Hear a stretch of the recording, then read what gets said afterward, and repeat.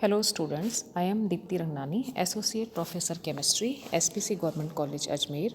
Today we will study the topic of BSc Part 3rd, Molecular Orbital Theory, and in this series, today we will continue calculation of coefficient of hybrid orbitals, संकरित कक्षकों के गुणांकों की गणना। जैसा कि हमने पहले लेक्चर में संकरित कक्षकों में sp संकरित कक्षक और sp2 संकरित कक्षकों के लिए गुणांकों की गणना की।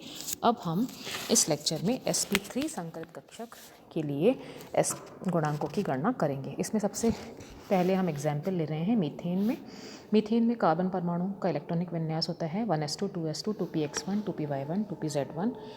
इसमें 4 परमाणु कक्षक 2s 2px 2py 2pz मिश्रित होकर के 4 नए संकरित कक्षक sp3 बनाते हैं। और कैलकुलेशन के द्वारा देखा गया है कि ये जो चारों कक्षक हैं वो चतुष्फलकीय होते हैं, टेट्राहेड्रल होते हैं, एक दूसरे से के साथ में 109 डिग्री 28 मिनट्स का कोण बनाते हैं। और इन संकरित कक्षकों के लिए हम वेव इक्वेशन लिख सकते हैं वेव फंक्शन के रूप में ψ1 ψ2 ψ3 एंड ψ4, जिसमें कि ψ1 इज इक्वल्स टू है a1 ψ 2s plus b1 ψ 2px plus c1 ψ 2py plus d1 ψ 2pz। ऐसे ही हम ψ2 लिखेंगे जिसमें सारे जो मिश्र गुणांक हैं वो a2 b2 c2 और d2 लेंगे। ψ3 के लिए मिश्र गुणांक a3 b3 c3 और d3 लेंगे। और ψ4 के लिए a4 b4 c4 और d4 लेंगे। और क्योंकि S कक्षक हमें पता है कि इसका जो आवेश घनत्व होता है वो चारों कक्षकों में समान रूप से वितरित होता है, इसलिए हम इसके लिए लिख सकते हैं a1 square plus a2 square a1 square equal to a2 square equal to a3 square equal to a4 square is equal to 1/4। और हम a1 a2 a3 या a4 का मान लिख सकते हैं 1/2। दूसरा, माना कि ψ1 जो है वो x एक्सिस पर होता है, इसलिए उसके लिए 2py और 2pz का जो फंक्शन होता है ψ1 में जो कंट्रीब्यूशन होता है वो 0 होना चाहिए, इसलिए c1 और d1 इसके लिए 0 होंगे। और अगर हम ψ1 का नॉर्मलाइजेशन करते हैं तो हमें इक्वेशन प्राप्त होगी a1 square plus b1 square, यहाँ पर c1 स्क्वायर d1 स्क्वायर 0 है तो a1 square plus b1 square equal to 1 होगा। और हमें पता और b1 square is equals to 1 minus a1 square होगा। और a1 हम पहले ही निकाल चुके हैं 1/2, तो यहाँ पर b1 की वैल्यू आ जाएगी b1 स्क्वायर की वैल्यू आएगी 3/4 और b1 की वैल्यू हो जाएगी √3/2। अब ψ1 और ψ3 और ψ1 और ψ4 ये ऑर्थोगोनलिटी इस पर शर्त लगाएंगे तो आ जाएगा हमारे पास equation a1 a2 plus b1 b2 is equals to 0, a1 a3 plus b1 b3 is equals to 0, a1 a4 plus b1 b4 is equals to 0। और b2 b3 और b4 जो है उसकी वैल्यू आएगी, तीनों की बराबर आएगी और वो वैल्यू आएगी minus a1 a2 upon b1। और हमें इन तीनों का मान पता है, a1 a2 का मान तो 1/2 निकाल चुके हैं, b1 का मान √3/2 है, तो b2 b3 और b4 की वैल्यू आ जाएगी -1/2√3। अब यह मानते हुए कि ψ2 जो है वो एग्जैक्ट प्लेन पर है तो py और का ψ2 में अंशदान 0 होगा, इसीलिए हम c2 को 0 मानते हैं। फिर ψ2 जो वेव फंक्शन होता है उसका प्रसामान्यीकरण करेंगे तो हमें प्राप्त होगा, जो कि इसमें c2 0 मानना है तो हमें प्राप्त होगी equation a2 square plus b2 square plus d2 square is equals to 1। और d2 square is equals to लिख सकते हैं 1 minus a2 square minus b2 square, और इसमें सब्स्टिट्यूट करके हमें d2 स्क्वायर की वैल्यू प्राप्त हो जाएगी 2/3। अब हम इसके बाद में d2 इज इक्वल्स टू इसकी जो वैल्यू है d2 की वैल्यू √2/3 प्राप्त होगी। अब हम ψ2 और ψ3 और ψ2 और ψ4 में लांबिक शर्त लगाएंगे तो उसके लिए हमें इक्वेशन प्राप्त होगी a2 a3 plus b2 b3 plus d2 d3 is equals to 0 या a2 a4 plus b2 b4 plus d2 d4 is equals to 0। और हमें d3 और d4 का मान समान प्राप्त होगा और ये मान a2 a3 plus b2 b3 upon d2 with negative sign प्राप्त होगा, और ये वैल्यू सब्स्टिट्यूट करने पर हमें इनका मान -1/√6 प्राप्त होगा। और अगर हम ψ3 का प्रसामान्यीकरण करते हैं तो ψ3 में चारों गुणांक a3 square plus b3 square plus c3 square plus d3 square is equals to 1, और सबकी वैल्यू सब्स्टिट्यूट करेंगे तो हमें यहाँ से c3 की वैल्यू प्राप्त होगी √1/2। अब इस तरह से अगर हम ψ4 का प्रसामान्यीकरण करते हैं तो वापस से वही a4 square plus b4 square plus c4 square plus d4 square is equals to 1, और इसमें इन तीनों a4 b4 और d4 का मान रखेंगे तो c4 की वैल्यू -1/√2 प्राप्त होगी।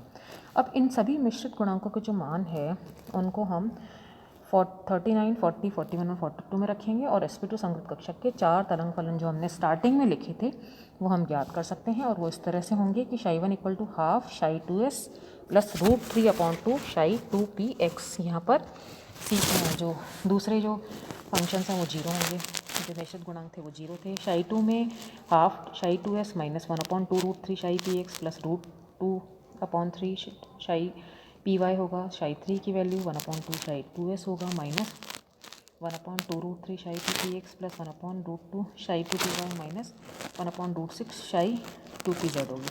इसी तरह से ψ4 is equal to 1/2 ψ2s minus 1/2 √3 ψ2px plus 1/2 ψ2py minus 1/6 ψ2pz होगा।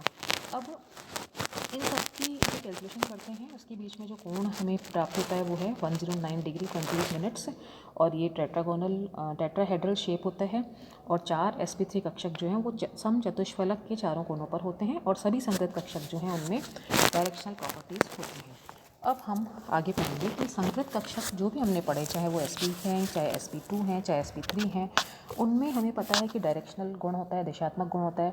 और इनका एंगल निकालने के लिए एक फॉर्मूला लिख रहे हैं हम, cos theta is equal to minus संगत कक्षक का s गुण अपॉन 1 माइनस संगत कक्षक का s गुण। मतलब हर जो संकृत कक्षक है उसमें s कैरेक्टर कितना होता है उस पर डिपेंड करता है। तो sp संकरण में s कैरेक्टर कितना है 50% है, तो उसको हम लिख सकते हैं हाफ। तो cos थीटा हो जाएगा minus half upon 1 minus half is equals to minus half upon half is equals to -1। और -1 क्या होता है, cos 180 होता है, इसलिए थीटा इक्वल टू 180 डिग्री होगा। इसी तरह से sp2 संकरण में s कैरेक्टर 1/3% है, तो cos थीटा की वैल्यू 1/3 माइनस 1/1 माइनस 1/3, तो ये माइनस हाफ होगी और ये cos जो है 120 के बराबर होगा, तो थीटा इक्वल टू 120 डिग्री। ऐसे ही sp3 संकरण में s इज इक्वल टू 1/4 है, cos theta equal to 1/4 upon 1 minus 1/4, तो मतलब 1/4 upon 3/4 is equal to minus 1/3। तो इसको हम लिख सकते हैं cos 109 डिग्री 28 मिनट्स, तो theta equal to 109 degree 28 minutes के बराबर होगा। अब हम नेक्स्ट टॉपिक पढ़ेंगे valence bond theory. Valence bond theory का जो सिद्धांत है वो लुईस के इलेक्ट्रॉन युग्म बनने की आधारभूत धारणा का एक विकसित रूप है। और हाइड्रोजन अणु के बनने के लिए इस सिद्धांत को समझाया गया। तरंग समीकरण के द्वारा हाइड्रोजन अणु की जो ऊर्जा उसका परिकलन करके बताया कि दोनों हाइड्रोजन परमाणुओं के बीच में जो इलेक्ट्रॉन युग्म बनने से स्थित ऊर्जा कम हो जाती है, जिसके फलस्वरूप हाइड्रोजन अणु मुक्त परमाणुओं की अपेक्षा अधिक स्थायी होता है। और पॉलिंग और स्लेटर ने हाइड्रोजन बंध में अनुनाद, संकर और दिशात्मक गुण को समझाया। इसलिए यह सिद्धांत हाइटलर, लंडन, पॉलिंग और स्लेटर का सिद्धांत कहलाता है। और उसमें यह माना गया है कि बंधित परमाणु की अपनी अलग पहचान होती है। बंधित परमाणु की संयोजकता कोश के इलेक्ट्रॉन की पारस्परिक क्रिया से ही बॉन्ड बनता है और प्रत्येक एटम के जो आंतरिक एटॉमिक ऑर्बिटल्स होते हैं वो बंध बनाने में भाग नहीं लेते हैं, वे अनचेंज रहते हैं। परमाणुओं के मध्य जो बंध बनने पर बंध में प्रयुक्त इलेक्ट्रॉन अपनी पहचान खो देता है। अब बंध के जो इलेक्ट्रॉन हैं वो दोनों बंधित परमाणुओं की एक्सचेंज कर सकते हैं, जिससे कि बंध का स्थायित्व बढ़ जाता है। संयोजकता बंध सिद्धांत का जो ये सिद्धांत है वो 2 थ्योरम्स पर आधारित है। सबसे पहले तो कि 2 पृथककृत जो स्वतंत्र परमाणु हैं ए और बी, उनका जो वेव फंक्शन है ψ ए और ψ बी है और उनकी एनर्जीज ई ए और ई बी हैं। उनका कुल तरंग फलन ψ और कुल एनर्जी ई को हम लिख सकते हैं ψ इक्वल टू ψ ए ψ बी और E is equals to E A plus E B. इसी तरह से किसी भी तंत्र के विभिन्न तरंग फलन ψ1, ψ2 और ψ3 हैं, तो कुल तरंग फलन ψ को लीनियर कॉम्बिनेशन के द्वारा हम लिख सकते हैं ψ equal to n c1 ψ1 plus c2 ψ2 plus c3 ψ3 up to so on. और यहाँ पर जो n है वो प्रसामान्यीकरण स्थिरांक होता है और c1 c2 c3 जो है वो मिश्रित गुणांक होते हैं। तो इस तरह से आज हमने संगत कक्षकों का कोण, संगत कक्षकों संयोजकता बंध सिद्धांत का भी अध्ययन किया। Thank you.